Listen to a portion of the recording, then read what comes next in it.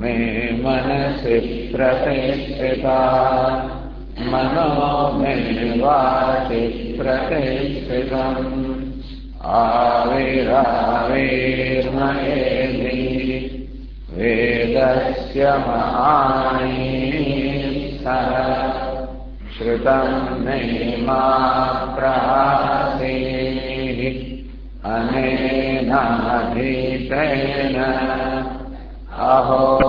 अहोरात्रान् सन्दधामि ऋतं वदिष्यामि सत्यं वदिष्यामि तन्मामवतु तद्वक्तारमवतु अवतु माम् वक्तारमवतु वक्तारम् ॐ शान्ति शान्ति शान्तिः। त्रिशीर्षाणम् वास्तम् अहनम् अवन्मुखान्यति सालावृकेभ्यः प्रायच्छम् बह्वी सन्धाः अतिक्रम्य दिवि प्रह्लादीयान्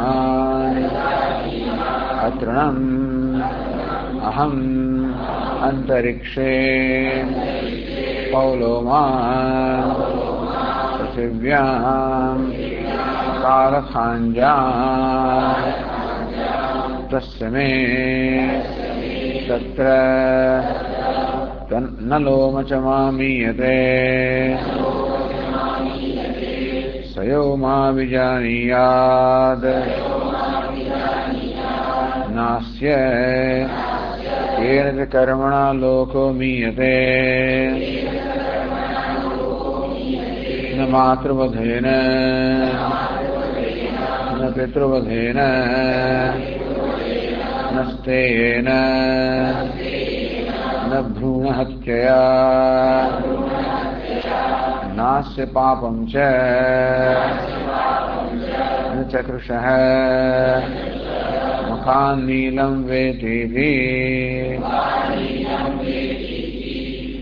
अब ब्रह्मज्ञानी स्तुति करे છે અર્થવાદ કે આવા ઘોર કર્મ કર્યા છતાં પણ જે કર્મ કરવાને કારણે સામાન્ય રીતે જીવાત્માને કલ્પ સુધી નરકમાં રહેવું પડે એવા ઘોર કર્મ કર્યા છતાં પણ તસ્ય મે તત્ર ન લોમ ન મામીયતે મારો એક વાર પણ વાંકો થયો નથી સેવ મામ વિજાનીયાત આ પ્રકારે જે મારા સાચા સ્વરૂપને જાણે છે જે સર્વાત્માને જાણે છે નસ્ય કેન કર્મના લોકો નિયતે એને પણ કોઈ પણ પ્રકારનું કારણ કર્તૃત્વ બુદ્ધિ નથી કર્તૃત્વ બુદ્ધિ નથી ભોગતૃત્વ પણ નથી તેથી આ જ્ઞાનની સ્તુતિ છે એવું જ્ઞાની પુરુષ की ઘોર હિંસા કરતો હોય એ પ્રકારના કર્મ કરતો એવો પ્રશ્ન નથી પરંતુ એવું દેખાય આપણને તો પણ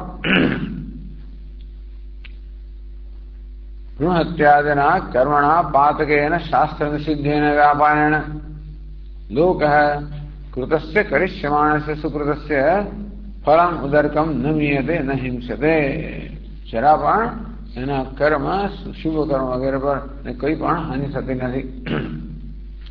अर्थात कर्म कोई रीते अज्ञान जरा होय त्यारे कर्म कोई रीते पछी एने कारण कर्तृत्व बुद्धि न होवाना कारणे एक ज्ञानी महापुरुष बहार से गमे तेवा घोर कर्म करतो जणातो होय छतां पण वास्तवमां ए सर्वथी निर्णय पड़े छे।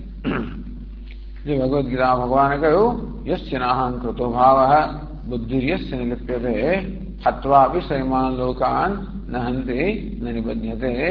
यस्य नाहं कृतो भावः જેને અહંકાર નથી કર્તૃત્વ નથી બુદ્ધિર્યस्य નિલિપ્યતે જેની બુદ્ધિ ક્યાંય લેપાયમાન થતી નથી ભોક્તૃત્વ નથી તો કર્તૃત્વ અને ભોક્તૃત્વ રહિત જે મહાપુરુષ છે એ કદાચ આ બધાએ લોકોનો વધ કરતો પણ એ કોઈ પાપ કર્મ કરતો નથી કે બંધાતો નથી।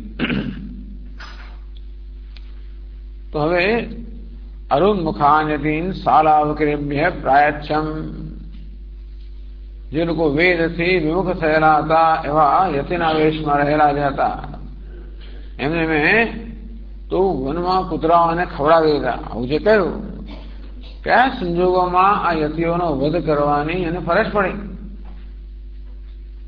એ હવે અત્યારે એ પ્રસંગનું વર્ણન થઈ રહ્યું છે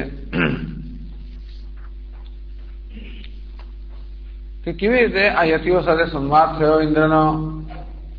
ઇન્દ્ર માત્ર પ્રશ્ન કર્યો કે આપ કોણ છો? પેલા યતિઓ કે અમે અમારા વર્ણાશ્રમની કર્તવ્યમાં રત એવા યતિઓ છીએ. અર્થાત એ લોકો જ્ઞાનની ઉપાસના કરી રહ્યા નથી. તદુપરાંત ઇન્દ્રને કહ્યું અપમાનજનક શબ્દોમાં કે અમને આ પ્રકારે પ્રશ્ન કરનાર તું વળી કોણ? ઇન્દ્ર જાણે હું ઇન્દ્ર છું, આથા ઇન્દ્ર દેવતા છું અને સર્વના આત્મા છું. ત્યારે એ લોકોએ અનેક પ્રકારની દલીલો કરીને દેવતા આવી રીતે યજ્ઞશાળામાં આવી શકે એ વસ્તુનો નિષેધ કરી નાખ્યો, ખંડન કરી નાખ્યું. સર્વ આત્મા એવું હોઈ શકે એનું ખંડન કરી નાખ્યું. આ રીતે સર્વ ઇન્દ્રનું જ ખંડન કરી નાખ્યું. ઇન્દ્ર નામનો દેવતા આવી રીતે અમારી સમક્ષ ઉભો રહે એવો સ્વીકાર્ય નથી, કારણ કે દેવતાનો કોઈ વિગ્રહ હોતો નથી, એનો કોઈ આવી રીતે આકાર નથી હોતો, એનું કોઈ શરીર નથી હોતું. અને દેવતાઓ આવી યજ્ઞશાળામાં આવે ને પોતાનો હવે ભાગ ગ્રહણ કરવા એવું પણ નથી હોતું. દેવતાઓમાં ઐશ્વર્ય હોય અને અનેક રૂપ લઈ શકતા એવું પણ હોતું નથી. દેવતાઓ પ્રસન્ન થતા હોય આપણે કર્મ કરીએ એવું પણ નથી, કારણ કે એમાં તો પછી દેવતાનો બીજામાં ભેદ છે. આ રીતે દેવતાઓ કર્મફળ પ્રદાન કરે એવું નથી, કર્મ જ પોતાનું ફળ પ્રદાન કરે છે. અને સર્વના આત્મા એટલે શું? પ્રત્યેક શરીરમાં આત્મા ભિન્ન ભિન્ન છે અને એને કરતા છે, ભોગતા છે, સુખી દુઃખી છે. તો પછી આવી રીતે તમે અમારી સમક્ષ રહેલા આત્મા તો શું છે, તો તમે આત્મા કેમ હોઈ શકો? પ્રત્યેક શરીરમાં ભિન્ન આત્મા છે, એક આત્મા કે તો હોઈ શકે? એમ કરીને સર્વાત્માનું પણ ખંડન કરી નાખ્યું. ઇત્યાદિ કુત્સિતા વાક્યમ કુતર્ક બહુલમ તથા સાધિક્ષેપમ સંપ્રોચ્ય. આ પ્રકારે અનેક પ્રકારનું કુતર્ક બહુલમ વાક્યમ, જેમાં અત્યંત કુતર્ક રહેલો છે એ પ્રકારના વાક્યો આવા અધમ લોકોએ મને કહ્યા, અને તે પણ અપમાનજનક શબ્દોમાં કહ્યા. મારું ખંડન કરવા માટે, મારું અપમાન કરવા માટે આ બધું કહ્યું. મેં જોયું તેષામ બહિર્મુખત્વ, આ લોકો બહિર્મુખ છે. નિષ્ઠુર્યમ વચસો બી, એના વચ્ચેની નિષ્ઠુરતા મેં જોઈ, બહિર્મુખતા જોઈ. આ અંતર્મુખતા નથી, અંદર આત્મા વિશે અવચન ન બોલ્યા હોત. અને શાસ્ત્રમાં પણ એ લોકોનો કોઈ પ્રવેશ નહીં, આ પ્રકારે દેવતા વિશે ન બોલ્યા હોત. અને એમનામાં સાધુતા પણ નથી, કારણ કે નહીં વનમાં વચનમાં નિષ્ઠુરતા ન હોત. કારણ વિના કોપમ મય તદ્વત સુધારણમ, અને કોઈ કારણ અમારા પર મહાભયંકર લોકોએ ક્રોધ કર્યો. આ બધું જોઈને વળી પાછો મેં અત્યંત કરુણાથી કહ્યું. દેવતા વિગ્રહાદિના અભાવે ચાત્મનસ તથા વસ્તુ ભેદે, આપ કહો છો તે પ્રમાણે દેવતાનો વિગ્રહ નથી, ઐશ્વર્ય નથી, આ કહેનાર કોઈ વેદના વાક્યો હોય તો આપ મને જાઓ. આપ કહો છો કે આત્મા સર્વાત્મા કેમ હોઈ શકે, તો એ કહેનારા વેદના વાક્યો તો મને જાઓ. એવું જયારે કહ્યું ત્યારે એવું પુનર્મૂઢા કોપા કુલદ માનસા, અત્યંત લાલ પીળા થઈ ગયા હતા મારું આવેદન સાંભળીને ક્રોધથી. અને એક પણ પોતે જે પક્ષ માટે અનેક તર્ક કર્યા હતા એના સમર્થનમાં વેદનો કોઈ મંત્ર એ લોકો ઉદ્ધૃત કરી શક્યા નહીં, પ્રસ્તુત કરી શક્યા નહીં. એટલું જ નહીં, પરંતુ મેં જયારે એમને કહ્યું ત્યારે એ લોકો મારી નિંદા કરી અને એમની આંખોને ભ્રમરો ઊંચી કરી અને એકદમ ક્રોધપૂર્વક બસ આવી રીતે સંજ્ઞા કરીને ત્યાં ચાલી જવાનું મને કહ્યું.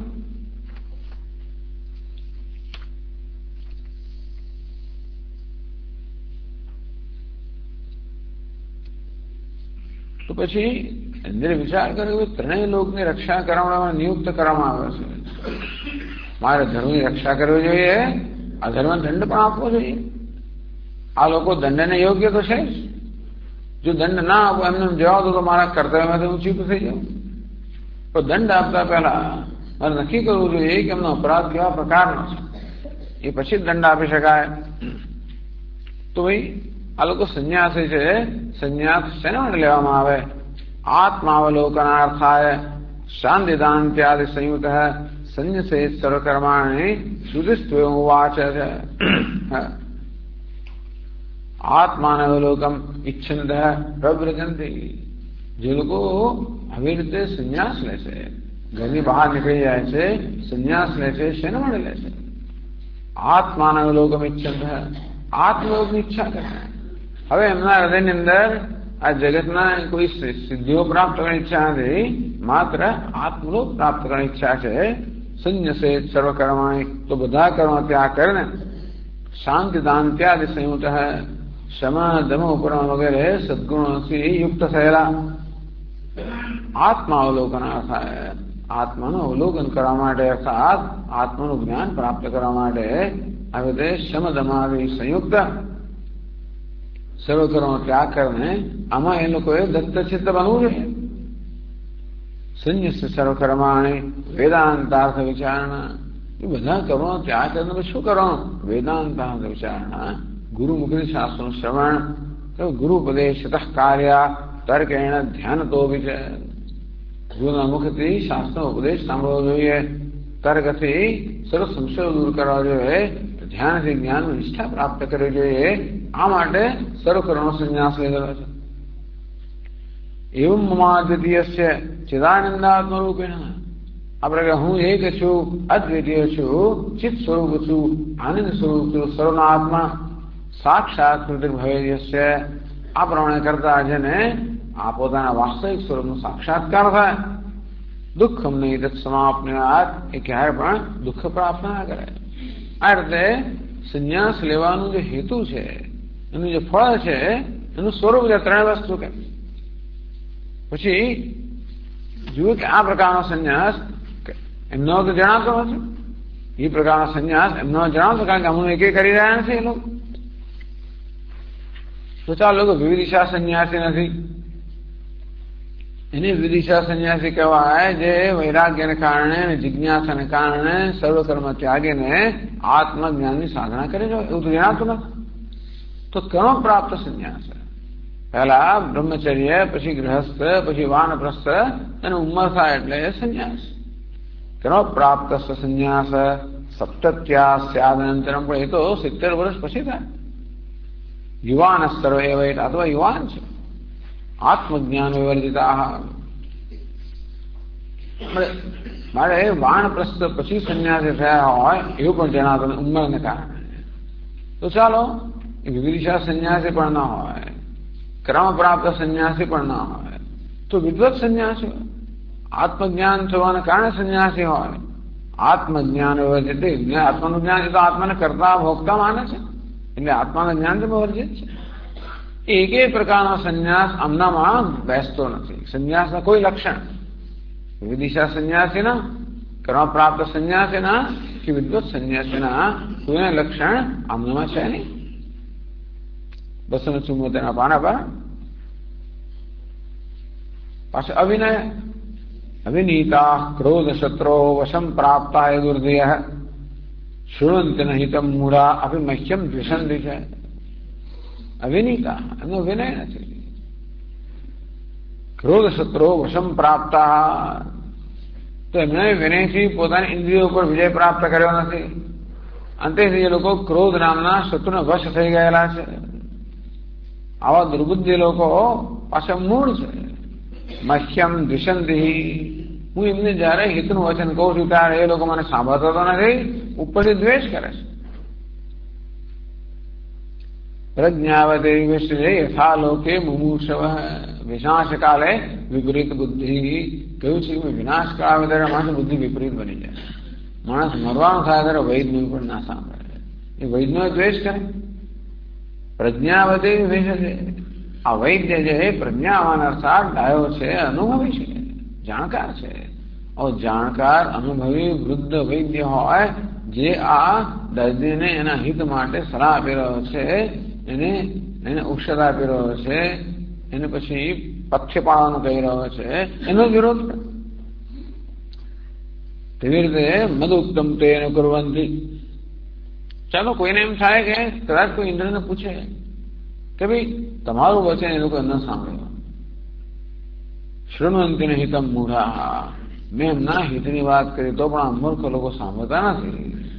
મૈષ્યમ દ્વિષંતી છે અને મારો દ્વેષ કરે છે. કદાચ તમારા મગજ કેવું હોય એને કારણે તમને તો બીજા કોઈને સાંભળે, ચાલો છોડો એમને. તો મદુક્તમ તેન કુર્વંતી કસ્ય કુર્યુરિમે અધમાઃ. હું ઇન્દ્ર જ્યારે એમનો શુભેચ્છક અત્યંત કરુણાથી પ્રેરાઈને એમની સાથે વાત કરી રહ્યો છું અને તો મારું ન સાંભળતો, ઇન્દ્ર જે શ્રેષ્ઠ વક્તા છું એનું ન સાંભળે તો કસ્ય કુર્યુરિમે, તો અધમ લોકો બીજા કોનું કયું કરવાના છે, કોનું કયું નથી કરવાના. એટલે કે બીજી કોઈક રીતે એમનામાં આત્મજ્ઞાન પ્રાપ્ત થાય કોઈ સંભાવના નથી. હવે આગળ કહે છે 165 શ્લોકથી, સ્વસ્ય ઉપદેષ્ટંતરેભ્ય વિશેષમ દયાતિશય રૂપમ સૂચયન. वो इंद्र कह रहा है कि जो बीजा બધા ઉપદેશો કરતા હોंगे વિશેષ સ્વસ્ય ઉપદેષ્ટ અંતરેભ્ય વિશેષમ દર્શન. બીજા બધા ઉપદેશકો હોય છે એના કરતા પોતાનો શું વિશેષતા છે એ દર્શાવતા. દયા અતિશય રૂપ, કે અતિશય દયા, હું અતિશય દયા કે કરુણા ધરાવનાર ઉપદેશક છું. બીજા બધા એવા હોતા ને, ઘણા લોકો તો ધીરજ ગુમાવી બેસતા હોય, ઘણા લોકો જરા પણ વિરોધ કે કોઈ પ્રકારનો દલીલ સહન ના કરી શકે. કહી દે ગઈકાલનો પાઠ કર્યો છે, ઉભા થઈ જાઓ, બીજી દિવસ પાઠ ભણાવે નહીં. આવો કડક બધા શિક્ષકો હોય છે. તો ઉપરાંત બધી કડક અપેક્ષાઓ હોય છે. કયું શું કર્યું તમે આખો દિવસમાં, કેટલા જપ કર્યા, કેટલું અધ્યયન કર્યું, શું કર્યું, તો વર્તન કેવું છે, અનેક પ્રકારની ઉલટ તપાસ લેતા હોય છે. મેં તો કઈ કર્યું નથી. અત્યંત કરુણા એમના પ્રત્યે દાખવી છે. એટલે દયા અતિશય રૂપમ વિશેષમ. બીજા બધા ઉપદેશકોના પ્રમાણમાં તો અત્યંત દયા ધરાવનારો છું. તેષામ શ્રુત વિક્રમ રૂપ અપરાધાત અન્ય અપરાધમ દર્શયતી. શાસ્ત્રનો અતિક્રમ તો એવું કર્યો જ છે, અથવા શાસ્ત્રની વાત તો જાણતા જ નથી, શાસ્ત્રમાં કહેલું કરતા નથી. શાસ્ત્રમાં કહ્યું કે ભાઈ આત્મજ્ઞાન અવલોકન માટે બધા કર્મો ત્યાગ કરવો જોઈએ, શાંતિ દાન યુક્ત, એ તો કરતા નથી. સંન્યાસ લીધા પછી ગુરુમુખથી શાસ્ત્રનું શ્રવણ અને નિધ્યાસન એ પણ કરતા નથી. એટલે શ્રુતિમાં જે કહ્યું છે એનો તો અતિક્રમ કર્યો, એનું ઉલ્લંઘન તો કર્યું છે. તો ઉપરાંત અન્ય અપરાધમ છે દર્શાય, એનો બીજો અપરાધ છે એ પણ બતાવે છે. સુદુસ્સાહન પછી કહે છે સુદુસ્સાહન દિક્ષેપાન સોઢ્વા તેષામ દુરાત્મનામ બોધાયન્મયા પૃષ્ટમ પ્રમાણમ તચ્ચ નેરિતમ.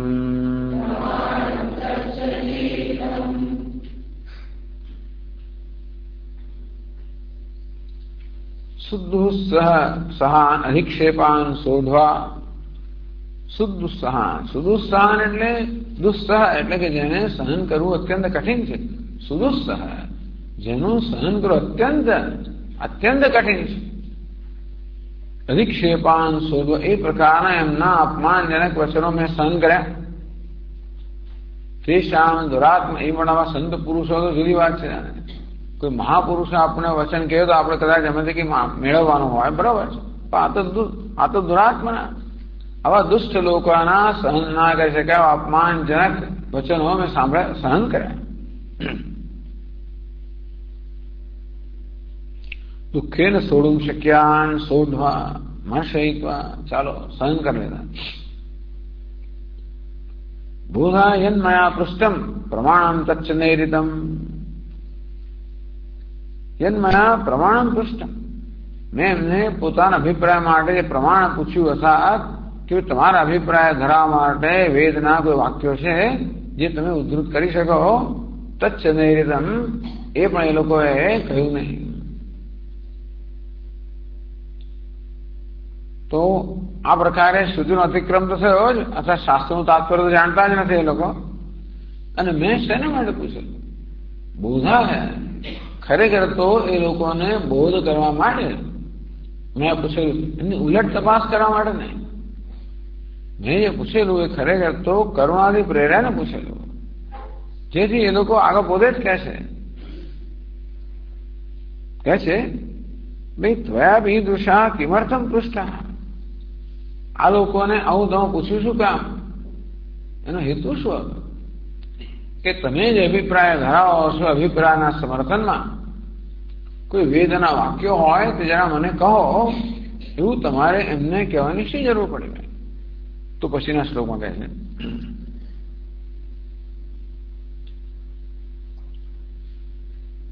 મમૈવ માશયઃ પૂર્વમ ઇમે કિંચિદ્ધિવૈદિકમ વાક્યમ નિકથયિષ્યન્તિ તેનૈવૈતાન નિબોધયે.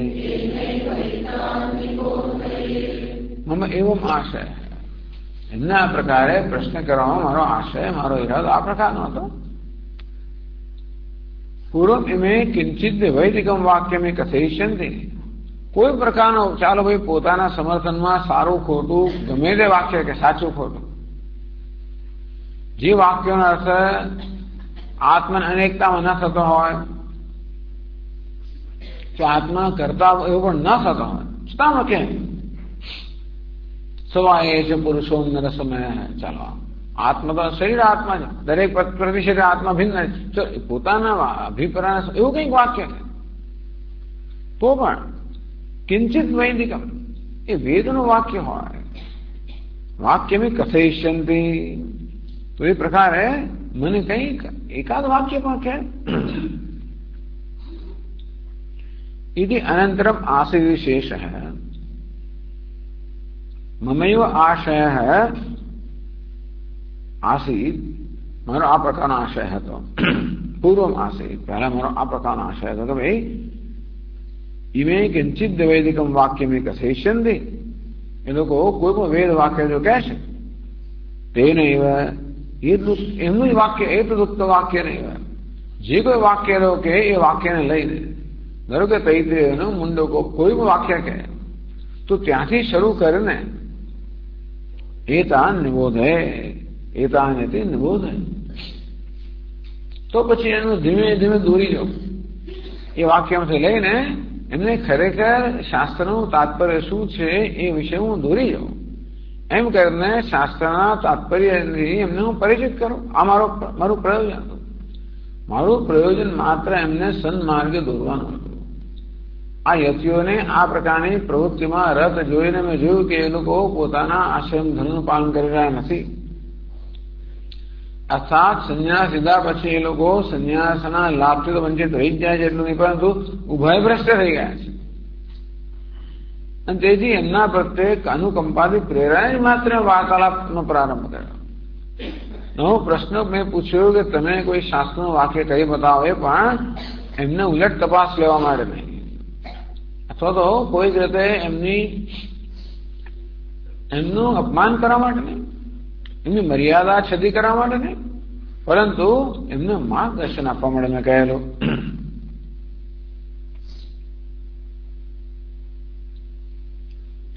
તો એ લોકોએ શું કર્યું?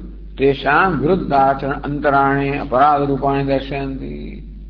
તો એ લોકો તો વૃદ્ધાચરણ અંતરાણી, વૃદ્ધાચરણ એ સિવાયના બધા બીજા બધા અપરાધ છે એ બતાવે છે. તો આગળના શ્લોકો કહે છે એતે સમય સંજાત કોપા કારણ શૂન્યતઃ ન જાનન્તિ ચ માનાની કુતર્કાંશ્ચ વદન્તિ.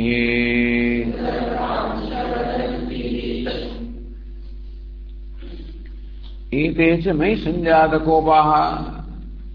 મારો ઈરાદો હતો એ ન જાણીને, હું જાણે કે એમને કોઈક રીતે એમના પર આક્ષેપ કરી રહ્યો હોઉં, એમની ટીકા કરી રહ્યો હોઉં, એમને ઉઘાડા પડવાનો પ્રયત્ન કરી રહ્યો હોઉં, એ પ્રકારે એ લોકોએ એટલે મારા ઈરાદા ન જાણીને વિરુદ્ધ આચરણ કર્યું.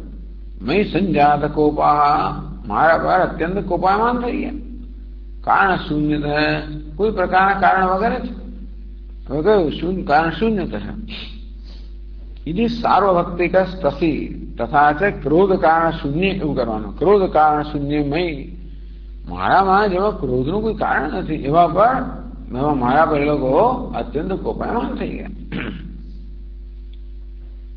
વળી ન જાણંતી છે માનાની પ્રમાણ અભાવ, પ્રમાણ જ્ઞાન અભાવ. કોઈ પ્રમાણ વેદના શાસ્ત્ર તો જાણતા નથી. કુતર કામ સ વદંતી, એટલું જ નહીં પરંતુ પોતાની જાતને પંડિતો માનીને અનેક પ્રકારના કુતર પણ કરે છે. એટલે ક્રોધ પ્રમાણ જ્ઞાન અભાવ કુતર્ક અભિધાનમ છે એ શામ અપરાધ. બીજા ઘણા અપરાધો થયા.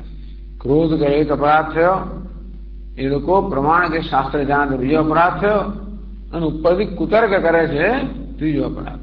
આપણે ન જાણતો હોય કે ગુનો નથી, શાસ્ત્ર ન જાણતો હોય તો પણ ગુનો નથી. ચાલો, પણ આપણે જાણતો હોય કે આપણે જાણતા નથી તો આપણે કોઈકને સાંભળવા માટે તૈયાર થઈએ ને, કોઈકનું શરણ લઈએ કે કોઈકને આપણે કોઈક પર જાણવાનો પ્રયત્ન કરીએ. એવું પ્રયત્ન ના કરીએ તો કશું નહીં, પણ છેવટે ખોટી દલીલ તો ના જ કરીએ ને, જાણતા ના હોઈએ તો. આ તો જાણતા નથી, ન જાણંદ જાણતા નથી, છતાં આપણે મહાપંડિતો એવો વહેમ ધરાવે છે. અંતેથી કોઈ કારણ વગર, એટલે જાણે કે તું એમને પૂછનાર કોણ, તું પાછો અમારી પરીક્ષા લેનાર કોણ. મેં કે પરીક્ષા લેવાનું નતું કહ્યું, પણ એમનું કેવું જાણે પરીક્ષા લઈ રહ્યો છે એમ કરે ગુસ્સે થઈ ગયા. એટલે આ ક્રોધ, શાસ્ત્રના જ્ઞાનનો અભાવ અને કુતર્ક, આ બધા દોષ પણ એમના છે. પછી આગળ કહે છે વક્તવ્યમ સાધુના યુક્તમ અંત્યજે વાથ વૈરિણી પતિતે વિદુરાચારે તાત્પર્યેણ પૃચ્છતે મયા પૃષ્ટા ઇમે સર્વે એવં મૌનમ સમાશ્રિતાઃ.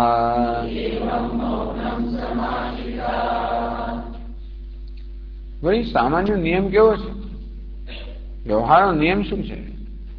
વક્તવ્યમ સાધુના, સાધુએ તો વક્તવ્ય અર્થાત ઉત્તર આપવો જોઈએ, કહેવું જોઈએ. ક્યારે કહેવું જોઈએ? તાત્પર્યેણ પૃચ્છતિ, તો કોઈ જયારે તત્પરતા પૃચ્છતિ પ્રશ્ન કુર્વતી. આ બધે સતી સપ્તમી છે, જયારે સપ્તમી ભક્તિ પૃચ્છતિ પણ, તો જયારે આપણને સતી સપ્તમી, જયારે આપણને તાત્પર્યથી એટલે કે તત્પરતા પૃચ્છતિ, ટૂંકમાં આપણે પ્રામાણિક પૂછી રહ્યા છે, ભક્તિભાવપૂર્વક પૂછી રહ્યા છે, સિન્સિયરલી નિષ્ઠાથી. એટલે પૂછવાની પાછળ, જયારે પૂછવાની પાછળ કોઈ પ્રકારનો એવો ખરાબ ઇરાદો ના હોય, કસોટી કરવાનો હોય. ઘણી વાર પૂછીએ ત્યારે એની કસોટી કરવાનો પૂછતા હોઈએ, ક્યારેક એના પર આક્ષેપ કરવાનો પૂછતા હોઈએ, ક્યારેક એની ટીકા કરવાની, જાત જાતની પૂછવાની પાછળ ઘણા ઇરાદા હોય. અન્યાયને જ પૃચ્છત, આવું અને અન્યાય કહેવાય. ટૂંકમાં આપણે પ્રશ્ન પૂછેની પાછળ જાણવા સિવાયનો બીજો કોઈ ઈરાદો હોય. પ્રશ્ન પૂછવાની પાછળ જાણવા સિવાયનો ઈરાદો હોય તો અન્યાય કહેવાય. એની કસોટી માટે પૂછતા હોઈએ, હા શિક્ષક હોય તો જુદી વાત છે, પણ નહીં સર આપણે કોઈને પ્રશ્ન પૂછ્યો એની પાછળ સિન્સિયરિટી કોને કહેવાય, પ્રામાણિકતા કોને કહેવાય કે ભાઈ મારે આ વસ્તુ જાણવી છે. એ પ્રકારે જાણવાની ઈચ્છાથી પ્રામાણિકપણે જ કોઈ પૂછતું હોય, કસોટી કરવા માટે નહીં, અપમાન કરવા માટે નહીં, એવી રીતે નહીં. એટલે કોઈ તાત્પર્યથી પૃચ્છતિ. હવે તત્પર થયા, આમ તત્પર થઈને કોઈ પૂછતું હોય તો સાધુના વક્તવ્યમ, તો સાધુ, અમે સાધુપણું છે કે નહીં પણ જોઈએ છે. કે આ લોકોના વ્યવહારનો સાધુપણો પણ નથી. ચાલો સંન્યાસીપણું ભલે નથી, સાધુપણું એટલે સજ્જનપણું ખરું કે નહીં? તો સજ્જન કેવો વ્યવહાર કરે? કોઈક આપણને બિચારો પ્રશ્ન કરતો હોય તો આપણે એને ઉત્તર આપીએ, અને ગમે પછી પ્રશ્ન કરનાર ગમે તે હોય, જે પ્રશ્નની પાછળ ખરેખર જાણવાનો ઈરાદો હોય તો જે કોઈ પ્રશ્ન કરે, અંત્યજ એટલે કોઈ શૂદ્ર હોય, અંત્યજ હોય, એવો શૂદ્ર હોય, આમ જે સામાન્ય રીતે જ્ઞાનનો અધિકાર ન ગણાય છતાં પણ જો આપણને હવે પ્રશ્ન કરતો ઉત્તર આપવો જોઈએ. વૈરી આપણો વૈરી હોય તો પ્રશ્ન ઉત્તર આપવો જોઈએ. પતિ તે બી દુરાચાર કે પતિ તો હોય, દુરાચારી હોય, એટલે જન્મથી કોઈ એવો હોય, આચારથી કોઈ એવો હોય, કે વર્તનથી વૈરી એવો હોય, ગમે તેવો હોય, જે સામાન્ય સંજોગોમાં આપણે જેની સાથે વાત ના કરીએ એવો પણ સામે ચાલીને આપણને પ્રામાણિકપણે તત્પરતાથી પ્રશ્ન પૂછતો હોય તો સાધુની માટે તો નિયમ એવો છે કે એને એની જરૂર ઉત્તર આપવો જોઈએ. પૃષ્ઠે સાધુના સર્વેભ્ય ઉત્તરમ દેહ એટલે ન્યાય. આ ન્યાય છે કે સાધુને જયારે પૂછવામાં આવે જે કોઈ હોય એને ઉત્તર આપવો જોઈએ. ન્યાય એટલે ક્રમશેષા, એ ન્યાયનો એ નિયમ જે છે એનું બાળકો અતિક્રમ કર્યો, બીજો અપરાધ કર્યો. અંત્યજાદિ ચતુષ્ટય અન્યતરસ્મિન અભી યુક્તમ યોગ્ય ઉત્તરમ વક્તવ્ય. આમાંનું કોઈ પણ પૂછે તો યુક્તમ એટલે યોગ્ય ઉત્તર આપવો જોઈએ. એટલે સાધુને યુક્તમ વક્તવ્ય એવું પણ કર્યું. હા, સાધુના યુક્તમ વક્તવ્ય, સાધુએ યોગ્ય ઉત્તર આપવો જોઈએ. માત્ર ઉત્તર એટલે આ બધાને લાગુ પડે, આ સંન્યાસીને આ બધાને લાગુ પડે છે. બધી વસ્તુ બધાને લાગુ જ પડે છે. આ તો આપણને એમ કે પેલાને ખરેખર તો બધામાં જ કહેવાય રહ્યું છે. એટલે કથામાં થાય રહ્યું કે આપણને પેલાની કથા છે, પણ આત્મપુરાણ છે. આ રામાયણ મહાભારત તો બીજા કોઈની કથા હોય, પણ આત્મપુરાણ આ બધામાંથી આપણે જ વાસ્તવમાં બોધ લેવાનો છે. ઇન્દ્રિય જે કર્યું તો ખરું, અને પેલાને જે થયું તો ખરું. અરે ઇન્દ્ર આવું કર્યું એ ચર્ચાનો વિષય નથી. તો આ ગ્રંથકાર છે શંકરાનંદ સ્વામી, એ ઇન્દ્રની કથા તો કહે છે, પણ એ કથા દ્વારા ઘણું બધું કહી જાય છે.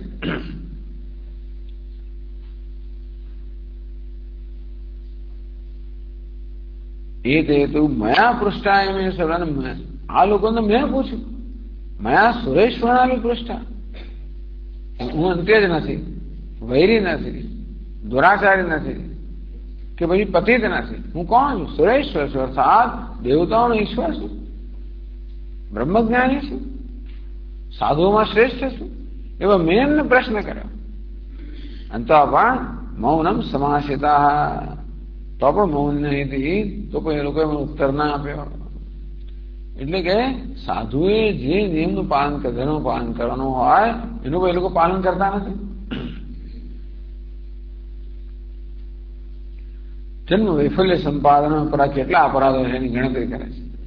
જન્મ વૈફલ્ય, જન્મ ખરેખર નિષ્ફળ ગયો એ વાત પછી આગળ કહે છે. ક્રોધો વિરાગ અભાવલિંગમ, જે ક્રોધ છે એની લાંબી ચર્ચા કરે છે કે કેવી રીતે વૈરાગ્યનો અભાવ દેખાડે છે. ક્રોધ લિંગ છે, અર્થાત ચિહ્ન છે. ચિહ્ન કોને કહેવાય? અંદરની વસ્તુ. લીનમ ગમાયતી, અંદર જે રહેલું છે એને જે આપણે એનું જ્ઞાન કરાવે નામ લિંગ. જેમ કે ધુમાડો અંદર રહેલા અગ્નિ જે છે એનું જ્ઞાન કરાવે છે. અંદર અગ્નિ હોય રસોડાની અંદર, બહાર ચિહ્ન ધુમાડો ખબર પડે, લીનમ ગમાયતી. તેમ આપણા ઘણીવાર વર્તનના અમુક ચિહ્નો અંદર રહેલી વસ્તુ બતાવે આપણને. તો આ ક્રોધ પણ એક લિંગ છે, અંદર શું ભરેલું છે બતાવતો હોય છે. એટલે ભાઈ ક્રોધ વિરાગ અભાવ લિંગમ, આ ક્રોધ છે તો વૈરાગ્યના અભાવનું ચિહ્ન છે. અને એને કારણે લોકો જન્મ નિષ્ફળ કર્યો એ બીજો અપરાધ કર્યો. આગળ કહે છે ઇમેન કર્મ યોગ્યા સ્યુઃ સંન્યસ્તત્વાદ્યદુર્ધ્યઃ વિરક્તિમ નૈવ ચાપન્નાઃ વિરક્તિમ ચૈવ વિરક્તિમ નૈવ ચાપન્નાઃ કોપે સતિ કુતો હિ સા.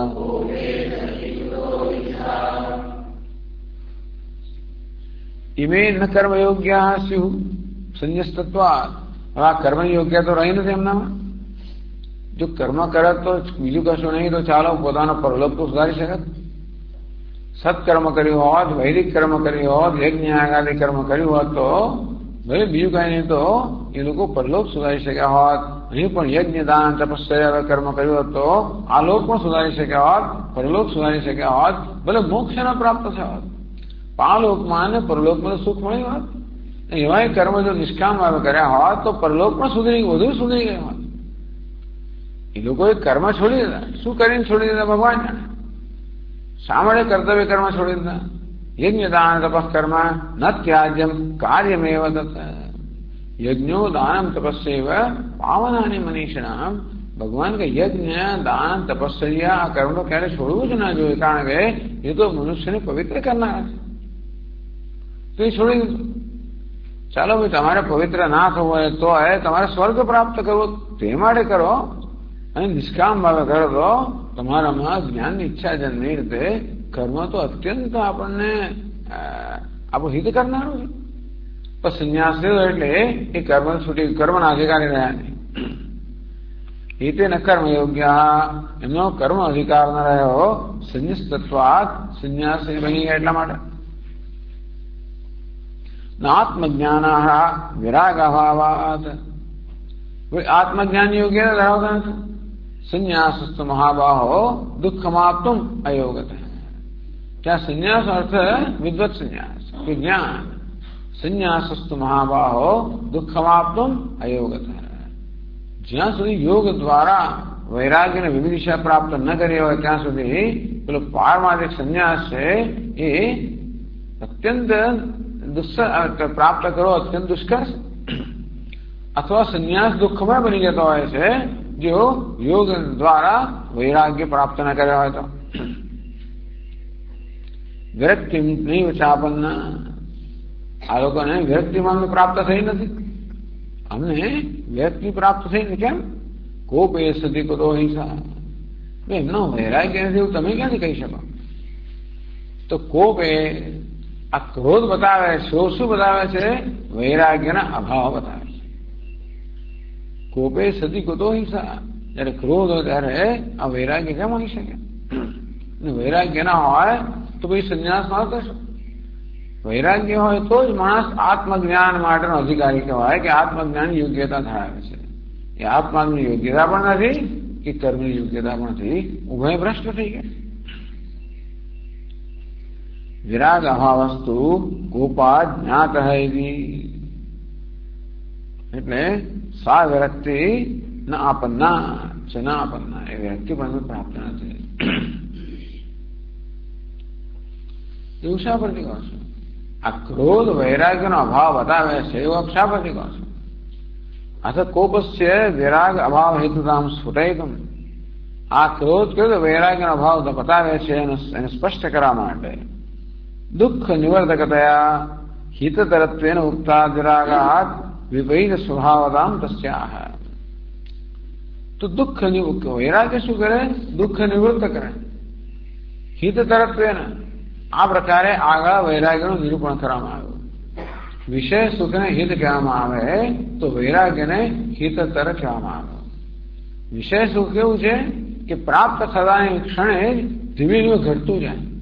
આ વિષય સુખનો સ્વભાવ છે કે જેવું પ્રાપ્ત થયું એ જ ક્ષણથી ઘટતું જાય. એટલે વૈરાગ્ય કેવો છે? પ્રાપ્ત થયો તો એ વધતો જાય. વિષય સુખ કેવું છે કે અનેક પ્રકારના બાહ્ય સાધનોની અપેક્ષા રાખે છે. એમાં પરતંત્રતા એ બહિરંગ સાધનોની અપેક્ષા રાખે છે. પરતંત્રતા છે, અનિશ્ચિતતા છે, અને એ વિષય સુખમાં દુઃખ બાહુ જ રહેલું છે. અનેક પ્રકારનું દુઃખ રહેલું છે. એટલે વૈરાગ્ય તો અંતરંગ છે.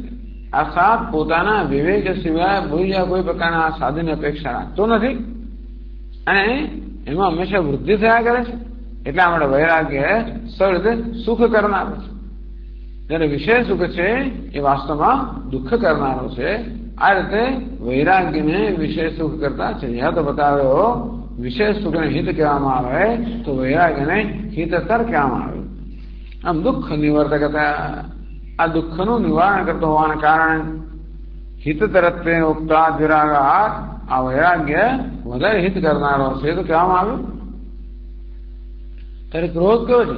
વિપરીત સ્વભાવતા. ક્રોધ દુઃખ કરનારો છે. એટલા માટે આ બે સાથે ન હોઈ શકે. જો આ વૈરાગ્ય અને ક્રોધ કેમ સાથે ન હોઈ શકે? બંને પરસ્પર વ્યાવૃત્ત કરનારા છે. જે અંધકાર ને પ્રકાશ સાથે ન હોઈ શકે, કારણ કે પ્રકાશ અને અંધકાર ન હોય તેવી રીતે આ વૈરાગ્ય અને ક્રોધ સાથે કેમ ન હોઈ શકે? વૈરાગ્ય સુખ કરનારો છે, ક્રોધ દુઃખ કરનારો છે. હવે સુખનું સાધન અને દુઃખનું સાધન બે સાથે ન હોઈ શકે. નહીં તો બંને સુખ કરનારા હોય ઓછી વત્તી માત્રામાં સાથે હોઈ શકે. કે ચાલો ભાઈ તમે સંગીત પણ છે અને પછી ભોજન પણ છે અને પછી વસ્ત્રો પણ છે, બધું કઈ થોડું સુખ આપનારે સાથે હોય છે. તો સુખ આપનારી વસ્તુ દુઃખનારી વસ્તુ સાથે તો ના હોઈ શકે. તમે એક સાથે સિનેમા જોવા પણ જાઓ અને જો ખાડામાં પડો, બે વસ્તુ સાથે તો ના કરી શકાય. અંતેથી આ ક્રોધ દુઃખ આપનાર છે, વૈરાગ્ય સુખ આપનાર છે. એટલે કે છે એક હોય તો બીજું ના હોય. ત્યાં પ્રકાશ છે માટે અંધકાર ન હોઈ શકે, અંધકાર છે માટે પ્રકાશ ન હોઈ શકે. વૈરાગ્ય છે તેથી ક્રોધ ન હોઈ શકે, સુખ છે તેથી દુઃખ ન હોઈ શકે, દુઃખ છે તેથી સુખ ન હોઈ શકે. આ દ્વંદ્વ છે, પરસ્પરને વ્યાવૃત્ત કરનારા. તેવી રીતે આ વૈરાગ્ય છે એ સુખનું સાધન છે, ક્રોધ એને વિપરીત દુઃખનું સાધન છે. એટલે અમે કહીએ છીએ કે આમનામાં ક્રોધ જણાય છે માટે વૈરાગ્ય ન હોય. એ રીતે ક્રોધ રૂપી ચિહ્નથી વૈરાગ્યના અભાવનો નિર્ણય કરે છે. એટલે કહે છે જન્મ કષ્ટમ નૃણામે તત કામઃ કષ્ટતરસ્તતઃ ક્રોધઃ કષ્ટતમસ્તસ્માદ સ એતેષુ સમાશ્રિતઃ.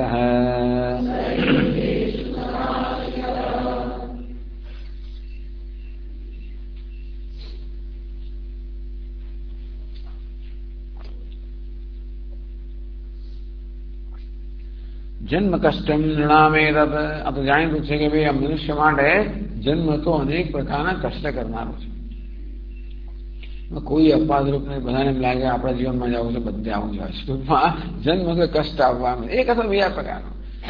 આપણે બીજા કોઈ ન હોય આપણી સાથે સંકળાયેલા કશું કોઈ રીતે. જન્મ એટલે આપણા શરીર સાથે સંબંધ અને શરીર સંબંધિત બીજા સાથે સંબંધ, એમ કરી કોઈ રીતે કષ્ટ આવવાનું છે. શરીરનું કષ્ટ આવે, મનનું કષ્ટ આવે, લાગણીનું કષ્ટ આવે જ કરવાનું. કોઈને કંઈક થયું, પિતાને થયું, માતાને, ભાઈને, બહેનને, દીકરાને, દીકરીને, મિત્રને, પત્નીને, કોઈને કશું થયું. એમાં આપણને લાગે એમનું શરીરથી કંઈક થાય, મનથી કંઈક થાય, બુદ્ધિથી કંઈક થાય, પાસ થયો, નપાસ થયો, અપમાન, સફળતા મળી, નિષ્ફળતા મળી, બધું આપણને લાગે તો ખરું જ ને. માધવ પડ્યો, સાજો થયો, એ પણ લાગે. આપણે સફળ તો લાગે જ, આપણું તો લાગે પણ બીજાનું પણ લાગે. એટલે જન્મ એટલે કષ્ટ તો આપણે ચડાવી રાખીએ છીએ અને બીજું કરવાનું પણ નથી. ટૂંકમાં બીજો વિકલ્પ પણ નથી. પરંતુ કહે છે કે ભાઈ જન્મ કષ્ટમ આનું બહુ લાંબુ નિરૂપણ આગળ કરવામાં આવ્યું આગળના પ્રકરણની અંદર કે મનુષ્ય માટે જન્મ છે એ જન્મ, મૃત્યુ, જરા, વ્યાધિ અનેક પ્રકારના દુઃખની પરંપરા લઈને આવનાર હોવાના કારણે જન્મ તો મનુષ્ય માટે કષ્ટ કરનારું છે. કામ કષ્ટતરસ તતઃ. કામ છે એ તો એનાથી વધારે ચડિયા વધારે દુઃખ આપનાર છે. એટલે જન્મનું દુઃખ તો અકબંધ છે, એનામાં કામ ઉમેરો કરનાર, બીજું કઈ નથી.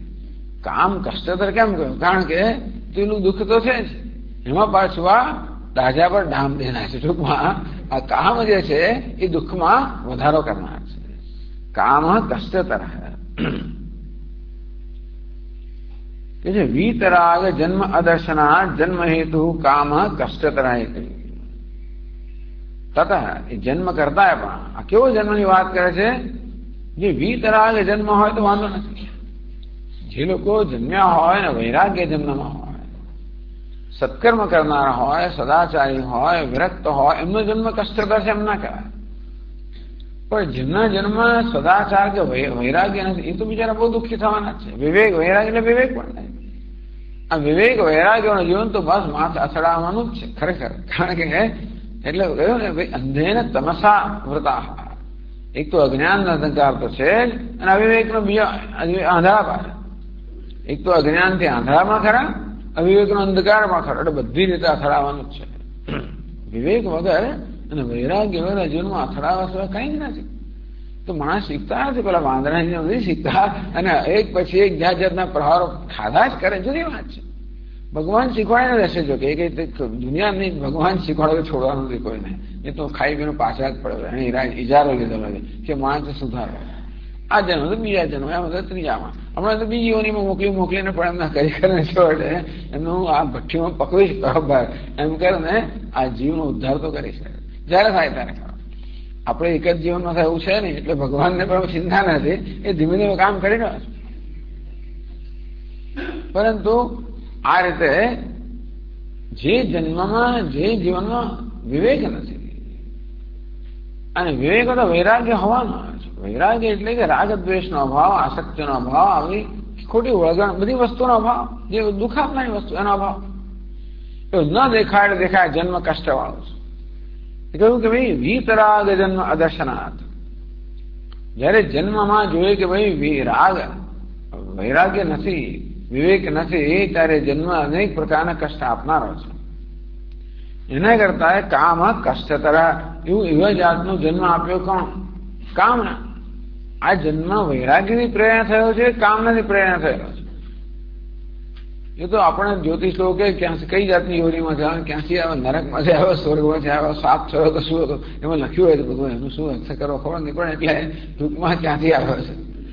આ જન્મ જે થયો એ ભોગથી પ્રેરણા થયેલો છે કે પછી યોગથી પ્રેરણા થયેલો છે, એ મહત્વનું છે. તો આ મનુષ્ય ઉપાધિનો ઉપયોગ જે લોકો માત્ર ઈચ્છાઓ પૂરી કરવામાં ભોગમાં કરતા હોય એમનું જીવન અત્યંત દુઃખ છે. અને તો આવું દુઃખ ઉત્પન્ન કરનાર જે કામ છે એ તો વધારે દુઃખ કરનારું જ છે. કષ્ટ તરહથી ક્રોધ કષ્ટ તમસ્તસ્માત. એ કામ કરતા હોય પણ જન્મ કરતા કામ ક્રોધ કરે, કષ્ટતર. અને ક્રોધ કેવો છે? કષ્ટતમ છે. ક્રોધ કષ્ટતમ. એટલે કામ કરતા વધારે દુઃખ આપનાર ક્રોધ છે. સહિતેષુ સમાસિત, સહિતેષુ યતિષુ સમાસિત. હું જોઉં છું કે અત્યંત કષ્ટ આપનાર જે ક્રોધ છે એ તો યતિઓમાં વ્યવસ્થિત રહેલો છે, સમાસિત. ટૂંકમાં સારી રીતે આશ્રય કરીને આ ક્રોધ એમનો રહેલો છે.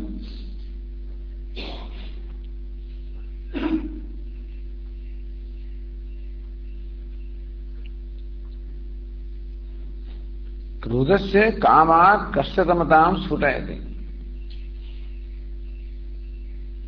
આ કામ કરતા ક્રોધ અત્યંત દુઃખ આપનારો છે. કઈ રીતે? એ સ્પષ્ટ કરે છે વિપાકે.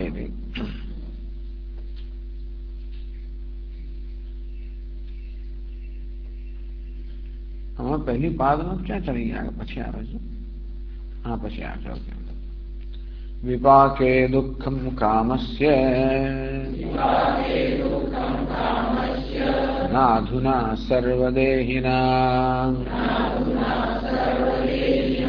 વિપાકેપ્યધુના ક્રોધઃ સર્વદા દુઃખદ સ્મૃતઃ.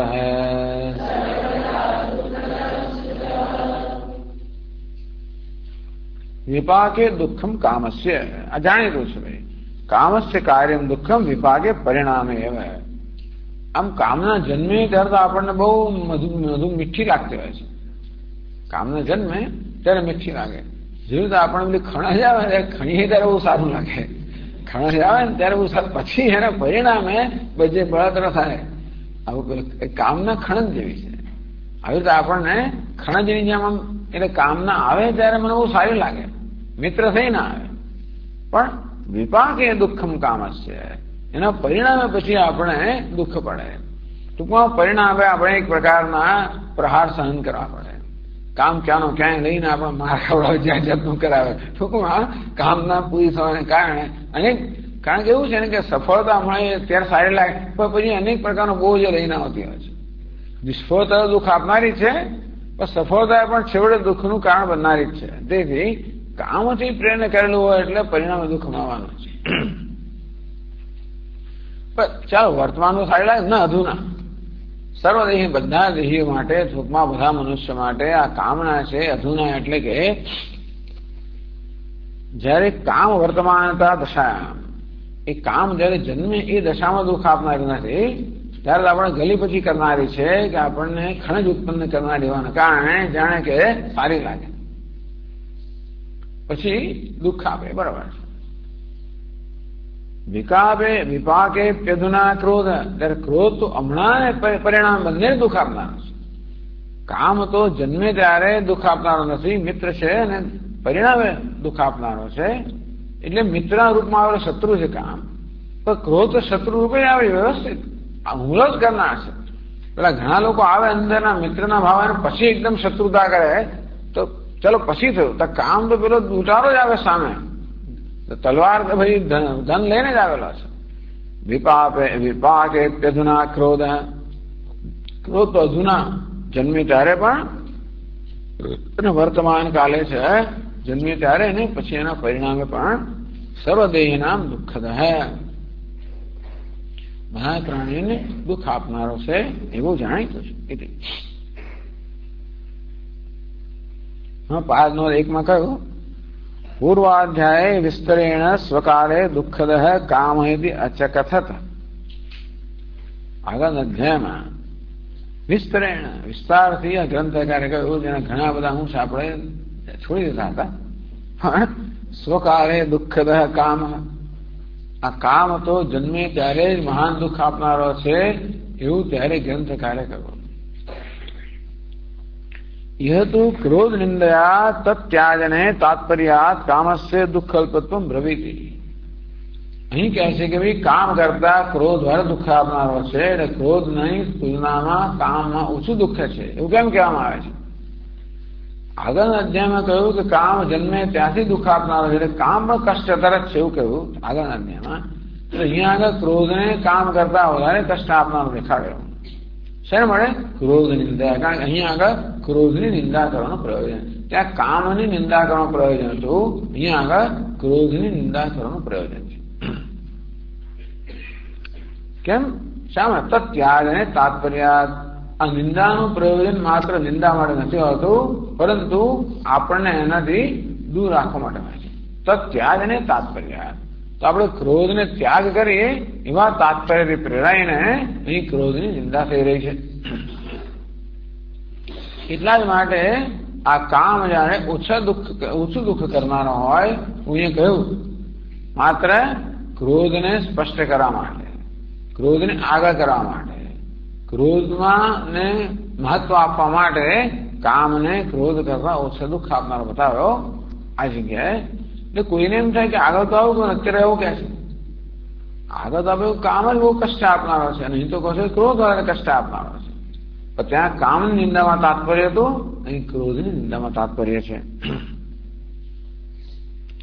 વસ્તુતસ્તુ કામ ક્રોધ ઐક્યમ ભગવતા એવ પ્રતિજ્ઞાએતી. કામ એશ ક્રોધ એશ. ભગવાને કહ્યું ભગવદ્ ગીતામાં કે જે કામ છે એ જ ક્રોધ છે, ભગવાને સ્પષ્ટ કહ્યું છે ભગવદ્ ગીતામાં. કે મને એવો તાર તો પછી બંનેમાં તાર ચડિયા તો ઉતરતા પણ શું? કામ અને ક્રોધ એક જ હોય તો ભાઈ કોઈ ચડિયા તો ઉતરતું છે જ નહીં. અને તેથી ક્રોધ કામ કરતા દુઃખમાં વધારે ચડિયા તો કેવું ના જોઈએ, કારણ કે જે કામ હતો એ જ ક્રોધ છે. અથાપી શત્રુ येन आकारेण उपतिष्ठेत तेन तम वैरिणम विज्ञाय यत्नतः तन्नाशयति. શત્રુ જે કોઈ આકારમાં આપણી સમક્ષ ઉપસ્થિત થતો હોય તેને એ વૈરીને જાણીને એનો નાશ કરવો જોઈએ. એ કામના આકારમાં શત્રુ જન્મે એ પ્રકારે એનો ઉપાય કરવો જોઈએ. ક્રોધના આકારમાં જન્મે તો ટૂંકમાં વૈરી જે આકાર લઈને આવે, આ કામ અને ક્રોધ બંને એક જ છે. પણ એટલે વિદ્યેને મેં વૈરીણમ, ભગવાને કહ્યું કે આ તારો વૈરી છે એ પ્રકારે તું જાણ. તો વૈરી ક્યારેક કામ થઈને આવે, ક્યારેક ક્રોધ થઈને આવે. એટલા જ માટે જે રૂપમાં આવે રૂપમાં વૈરી જશે. એટલે આગળના અધ્યાયમાં એનું કામ રૂપે નિરૂપણ કર્યું, અહીં એનું ક્રોધ રૂપે નિરૂપણ કરવામાં આવે છે. જેથી જે રીતે ઉપસ્થિત થાય તમ વૈરિણમ વિજ્ઞાય તેના એ રૂપમાં એ વૈરી છે પ્રકારે જાણીને યત્ન તહત નાશ યત્નપૂર્વક નાશ કરવો જોઈએ. ઇતિ નીત્ય એ પ્રકારની નીતિ અપનાવે. નીતિ શું છે? વૈરીને ઓળખવો જોઈએ, દુશ્મનને ઓળખવો જોઈએ. જે રૂપમાં આવે એ રૂપમાં, પછી નહીં આ પેલા રૂપમાં આવ્યો છે પણ આ દુશ્મન નથી એટલે આ દુશ્મન આ રૂપમાં પણ આવે. તમે તો કહો લાલ કપડા પહેરીને પેલા ચડ્ડી વાળા જ આવે ને આવું કરીને આવે રાતે, ના એ બીજી રીતે પણ આવે, ચડ્ડી બુકાની વાળા. ચાલો તો ધારો કે લાંબુ પેન્ટ પહેરીને આવે એટલે શું? ભાઈ ચોરી કરવા જ આવે છે, વૈરી જ છે. એમ ક્યારેક વૈરી કામના રૂપમાં આવે તો ઓળખી લેવાનો, અને કદાચ ક્રોધના રૂપમાં તો વૈરી જ છે એને ઓળખીએ તો પછી આપણે એનો પ્રતિકાર કરી શકીએ. આ નિયમ છે કે વૈરીને ઓળખવો જોઈએ જે કોઈ રૂપમાં આવે. અને વૈરી ક્યારેક કામના રૂપમાં આવે, ક્યારેક ક્રોધના રૂપમાં આવે. એ તો નિત્યા કામ ક્રોધાકારયો એકો વૈરી સમાગચ્છતિ. કામના આકારનો કે ક્રોધના આકારનો ગમે તે આકારમાં જે વૈરી તમારી સમક્ષ આવે, ઇતિ ઉભય રૂપયો તદ વિરોધાય યતનતામ. તો મનુષ્યો જે કોઈ રૂપમાં આવે એનો વિરોધ કરવા માટે પ્રયત્ન કરવો જોઈએ. ઇતિ આશયન યત્ર યથા પ્રસંગ તત્ર યથા આચાર્ય વર્ણયંતિ. તેથી એ આશયથી આ વૈરી બે રૂપમાં આવે છે માટે જે કોઈ રૂપમાં આવે એમાં એનો પ્રતિકાર કરવો જોઈએ. એ ઈરાદાથી કે કામના રૂપ વૈરી જે કામના રૂપમાં આવે એને કહેવા માટે કહેવામાં આવ્યું, અને ક્રોધના રૂપમાં એના માટે કહેવામાં આવ્યું.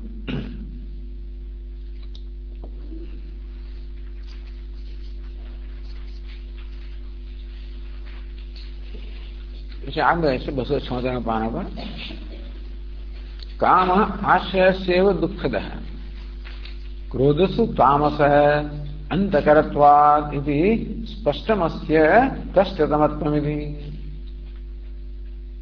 કામ રાજસ રજોગુણ સમુદ્ભવ કામેશ ક્રોધેશ રજોગુણ સમુદ્ભવ. ભગવાન કામ એ જ ક્રોધ બનીને આવે છે અને એ બંને રજોગુણમાંથી જન્મેલા છે કે રજોગુણને જન્માવનારા છે, બંને રીતે કહી શકાય. ત્યાં ભગવાને કામ અને ક્રોધ બંનેને રજોગુણી કહ્યા. અહીં કામ અને રજોગુણી કહે છે અને ક્રોધને તમોગુણી કહે છે. કામ રજસ રાજસ સૃષ્ટિ હેતુત્વાદ. કામ અચ્છા છે એની પહેલાનું છે. હા, કામ આશ્રયસ્ય એવ દુઃખ ના પડે. કામ આશ્રયસ્ય એવ દુઃખદ. આ કામ છે તો જ્યાં જન્મે એને દુઃખ આપનારો છે. ક્રોધસ્તુ વિષયસ્યાપી. આશ્રય ને વિષય. આશ્રય એટલે જ્યાંથી ઉદ્ભવ થાય તે, વિષય એટલે જેના પર અસર કરે છે. આમ ધારો કે કામના મારા મનમાં જન્મે તો હું કામનો આશ્રય કહેવાઉં, અને મને કંઈક જોઈતું હોય તો એ વિષય એ કામનો વિષય કહેવાય. ક્રોધ મારામાં જન્મે તો હું ક્રોધનો આશ્રય કહેવાઉં, અને જેના પર ક્રોધ કરું એ ક્રોધનો વિષય કહેવાય. તો કે કામ આશ્રય છે દુઃખદ. કામ છે તો માત્ર જ્યાં જન્મે એ આશ્રયને દુઃખ આપનારો છે, વિષયને દુઃખ આપનારો નથી. મારે નવું એર કન્ડિશનર જોઈતું હોય, ફલાણું જોઈતું હોય એને દુઃખ આપનાર નથી. કે વિષય પણ જે કામના કરે છે એને દુઃખ આપનાર છે. શું એર કન્ડિશનર શું દુઃખ આપનાર? તો આ સુખ આપનારું છે. અરે ભાઈ એ તો લાગે જમીનમાં ટીવાઈ જાય ને પછી એના વગર ચાલે જ નહીં. બહાર નીકળે ને ગરમી લાગે, જે પછી આમ પરસેવો જરાક બહાર નીકળ્યા ને કઈ એટલી અસ્વસ્થતા આવી જાય તેથી પછી પેલા ચાલે જ નહીં. શરૂઆતમાં જે મોજ શોખનું સાધન હતું એ જરૂરિયાત બની, એમ કરીને આપણને આપણી સ્વતંત્રતાનો વધારો કર્યો. એ રીતે કામ જે છે ને એ આશ્રયને દુઃખ આપનારો છે. વિષયેન્દ્રિય સંયોગાદ યત્તદગ્રે અમૃતોપમમ પરિણામે વિષમે.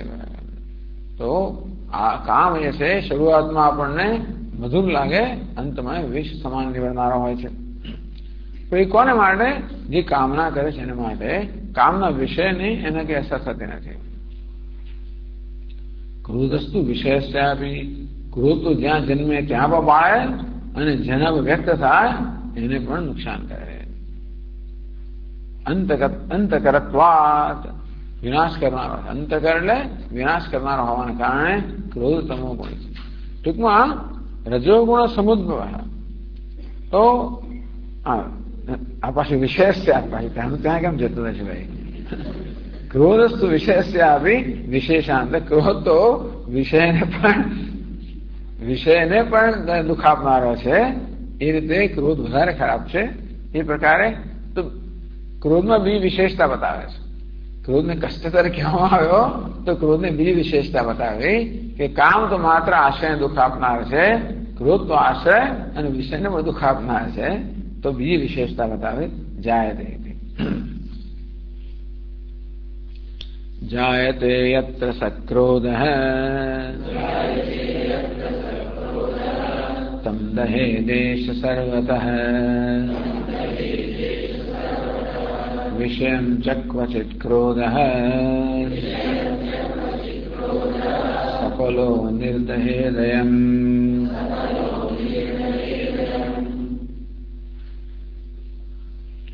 જાયતે યત્ર સ ક્રોધઃ તમ એષ સર્વતઃ દહેત. આ ક્રોધ જ્યાં જન્મે ત્યાં આગળ એને સર્વથા બાળે મૂકે છે. ક્રોધ અગ્નિ સમાન છે, કામ તો એના પરિણામ અગ્નિ સમાન છે, ક્રોધ તો સ્વયં અગ્નિ સમાન જ છે. આ ક્રોધ કામનું પરિણામ શું છે? બરાબર, કામ એષ ક્રોધ એષ. આ કામ જ ક્રોધમાં પરિણામે છે. અને તેથી કામ જયારે બાળે ત્યારે ક્રોધ ના રૂપમાં આવે. આ રીતે ક્રોધ જન્મે એટલે જ્યાં જન્મ્યો એને તો બાળી જ નાખે સર્વ રીતે. યત્ર આશ્રય જાયતે તસ્તમ આશ્રયમ સર્વતઃ સમંતા દહેત તાપહેર.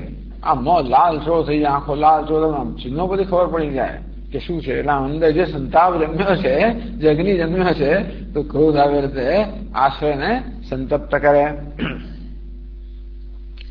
ક્વચિત વિષમ, ક્યારેક વિષયને પણ બાળે. ક્યારેક, હંમેશા નહીં. કે ઘણી વાર આપણે ક્રોધ કરીએ તો એને અસર પણ ના થાય. ઘણી વાર થાય પથ્થર પર પાણી, એટલે ઘણી વાર એવું થતું હોય છે.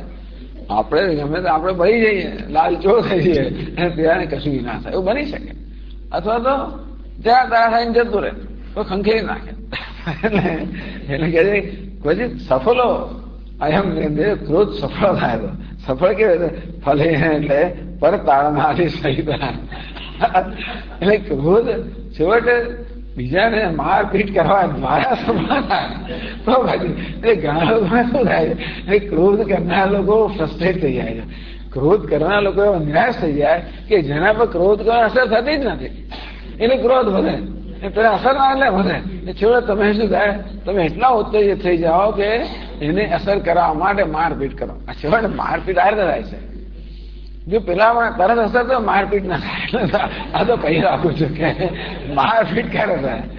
જો તરત આપણે એના ક્રોધને કારણે જો આપણે એનો પ્રતિભાવ દર્શાવીએ તો એનો ક્રોધ શાંત થઈ જાય. પ્રતિભાવ દર્શાવે તો ક્રોધ ઉત્તેજિત થયા કરે.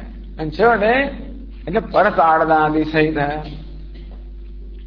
ક્યાં તો એના શબ્દો એવા થઈ જાય, ક્યાં તો એના વર્તનમાં એટલે મારપીટના રૂપમાં પરિણામે સફળ. એને સફળ કહેવામાં આવે. ક્રોધ ફળ સહિત. ક્રોધ સફળ ક્યારે ગયો? આ પ્રકારે મારપીટ કરવામાં આવે એટલે ક્રોધ આ કર્મ વ્યક્ત થાય.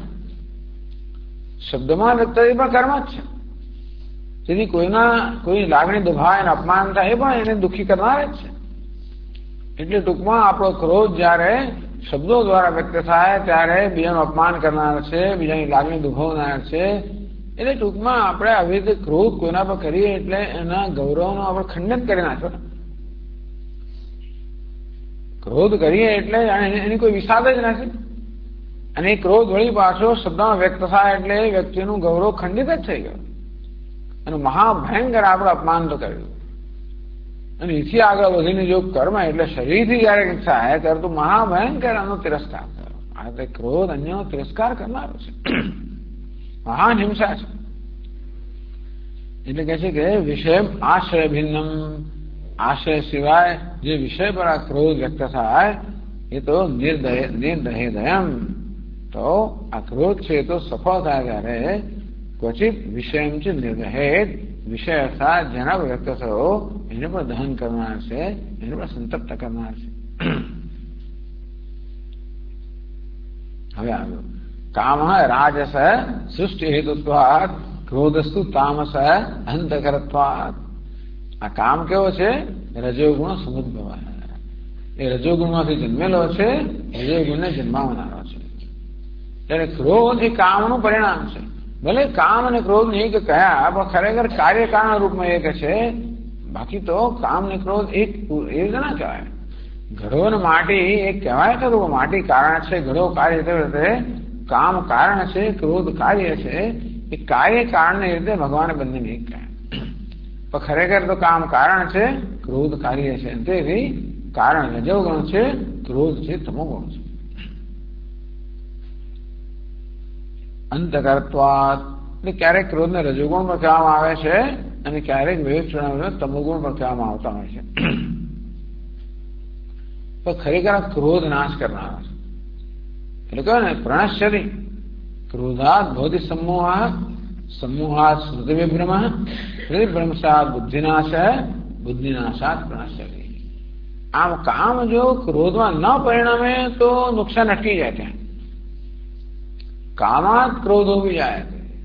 મનમાં કામના જન્મે આપણે ત્યાં અટકાવી દઈએ તો વાંધો નહીં. ક્રોધમાં પરિણમે અને આપણે એકવાર ક્રોધના કબજામાં આવી જઈએ પછી તો વિનાશ કરીને જ છોડે. એટલે કહ્યું કે અંતકર્ત્વાત વિનાશ કરનારો હોવાને કારણે તમોગુણ વિનાશ કરે. જેમ ભગવાન રુદ્ર પણ તમોગુણનો આશ્રય જગતનો સંહાર કરતા હોય છે ને, તમોગુણ સંહાર કરનાર છે અને રજોગુણ ઉત્પન્ન કરનાર છે, સત્વગુણ પાલન કરનાર છે. તો ક્રોધ સંહાર કરનાર હોવાને કારણે એને તામસ કહેવામાં આવે.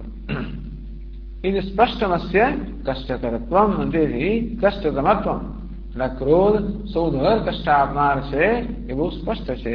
એ વાત પછીના શ્લોકમાં છે. ચતુર્વિધાનામ ભૂતાનામ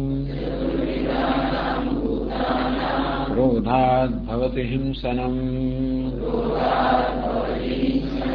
કર્મણા મનસા વાચા કસ્તમ ક્રોધમ સમાશ્રયેદ નાશયત્યેષ વૈ કીર્તિમ સ્થિતામ રોગ ઇવ ત્વચમ.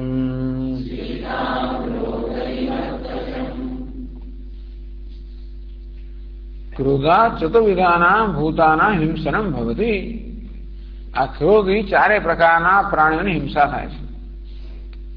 અંડજ, સ્વેદજ બધા ક્રોધથી છેવટે બધા જૂ લીકમાં માખણ વાખણ માયા એ ક્રોધ છે. સ્વેદજ અને પછી અંડજ, ક્રોધને કારણે પશુઓને મારી નાખે, પક્ષીઓને મારી નાખે. ટૂંકમાં ક્રોધને કારણે બધા પ્રકારના પ્રાણીની હિંસા થાય છે. કોઈ એમાં અપવાદરૂપ નથી. કર્મણા મનસા વાચા. ક્રોધ કર્મથી કરવામાં આવે, મનથી કરવામાં આવે, વાણીથી કરવામાં આવે તો આવા ક્રોધથી બધા પ્રાણીઓની હિંસા થતી હોય. હિંસાનો અર્થ વધ થાય એવું કશું નહીં, તાડનને પણ હિંસા જ કહેવાય. ટૂંકમાં આપણને ઈજા થાય એને પણ હિંસા કહેવાય. કોઈને ઈજા કરવી એ પણ હિંસા છે. શરીરથી ઈજા કરવી એ પણ હિંસા છે. એની લાગણી દુભાવવી એ પણ હિંસા છે. વધ કરવો તો મહાન હિંસા છે, પ્રશ્ન જ નથી. શરીરવાન મનોવ્યાપારે યત ચતુર્વિધ પ્રાણ હિંસનમ તદ્યત યત ક્રોધાત ભવતિ. તો શરીરથી, વાણીથી અને મનના વ્યાપારથી એ ચારે પ્રકારના પ્રાણીઓની હિંસા એટલે કે ઈજા થાય, કે એમનો વધ થાય, એ કારણ કે આ ક્રોધથી થાય છે. તમ ક્રોધમ કહ આશ્રય સમાશ્રયેદ. આવા હિંસાના કારણરૂપ ક્રોધને કોણ આશરો આપે? ક્રોધને આશરો કોણ આપે? જેનામાં વૈરાગ્ય ના હોય છે. આ ક્રોધ એટલે આવા લોકોના આશ્રય ક્યાં મળે? અંધારી હાલના લોકોના આશ્રય ક્યાં મળે? તો દરેક જગ્યાએ કોણ કોના સજ્જનોને આશ્રય આપે છે? કયા પ્રકારના બધા મહેમાનોને ઘરે આવે છે? જાત જાતના બધા. તો આવા મહેમાનો કોણ ત્યાં આવે? દારૂડિયો કોણ ત્યાં આવે? દારૂ પીતો હોય ત્યાં જ આવે. બીડી પીનારા ક્યાં આવે? એના જેવા ત્યાં જ આવે. જુગારીયા ક્યાં આવે? જુગાર રમતા હોય ત્યાં આવે. તેવી રીતે આ ક્રોધ ક્યાં આવે? આવો અત્યારે હિંસા ગુંડાઓના આશ્રય કોણ આપે? તેવી રીતે ક્રોધ નામનો ગુંડો જે બધા લોકોને હિંસા કરનારો છે એને કોઈ સજ્જન તો આશ્રય આપે જ નહીં. પછી વિશેષાંતરમાં ક્રોધની બીજી વિશેષતા કહે છે.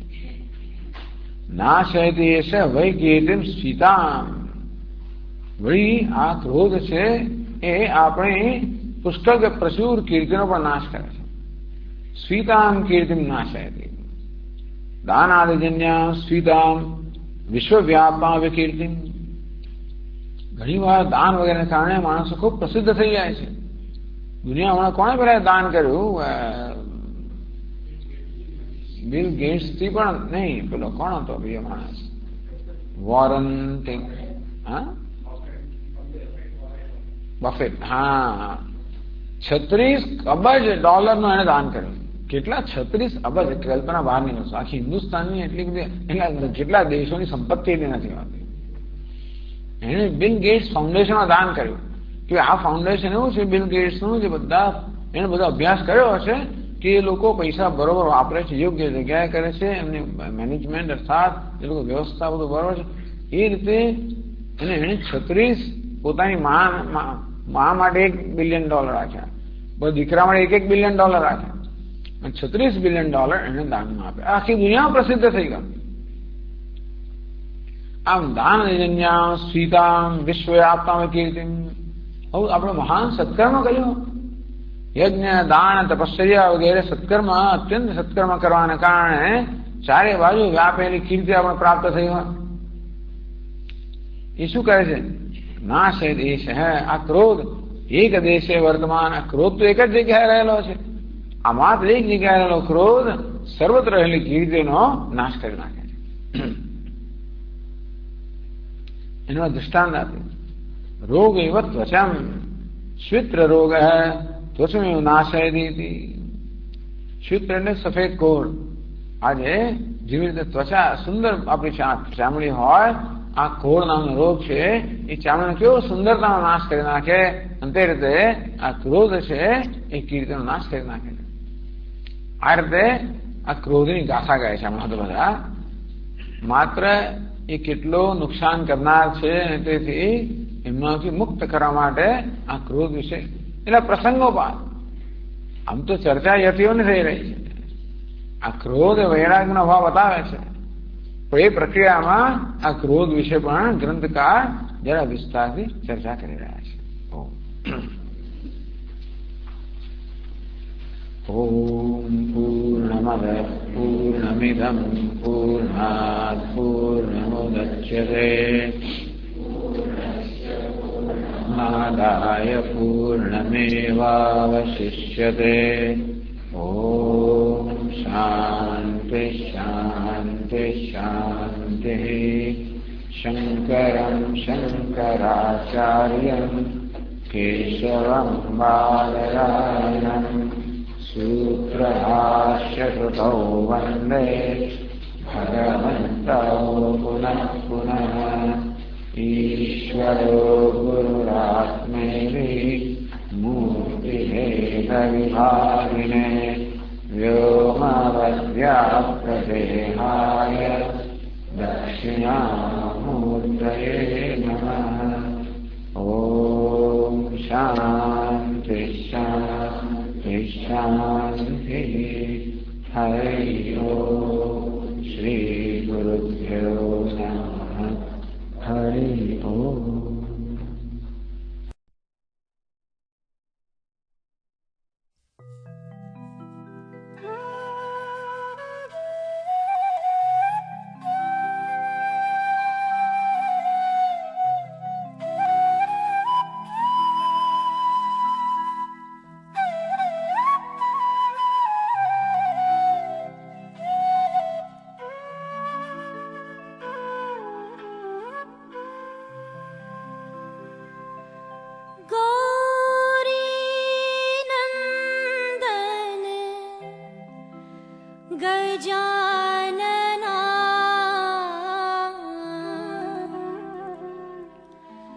गिरिजा